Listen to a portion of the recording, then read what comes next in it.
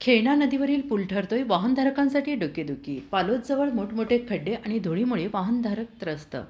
छत्रपती संभाजीनगर जळगाव राष्ट्रीय महामार्गावरील पालोद येथील खेळणा नदीवरील पुलाच्या आजूबाजूला अर्धा किलोमीटर अंतरावर फूटभर पडलेल्या मोठमोठ्या खड्ड्यांमुळे आणि धुळीमुळे येथे दररोज लहान मोठे अपघात होत असून काही जणांना आपला जीव गमवावा लागला असून कित्येक जण जखमी झाले. छत्रपती संभाजीनगर जळगाव या राष्ट्रीय महामार्गाच्या सिमेंट रस्ता कामाचा शुभारंभ सडक परिवहन आणि राज्यमार्ग केंद्रीय मंत्री नितीन गडकरी यांच्या हस्ते 29 जुलै 2017मध्ये झाला. त्यानंतर या रस्त्याच्या चौपदरीकरणासह सिमेंटकरणाचे काम हाती घेण्यात आलेले आहे. 7 ते 8 वर्ष उलटून गेली तरी या रस्त्याचे आणि पुलाचे काम अजूनपर्यंत पूर्णत्वास गेलेले नाही. रस्ते आणि पुलाच्या अपूर्ण कामाच्या डोकेदुखीमुळे अनेक ठिकाणी अपघात घडत असून या रस्त्यावरून हजारो देशी विदेशी पर्यटक जगप्रसिद्ध अजिंठा लेणी पाहण्यासाठी येत असतात.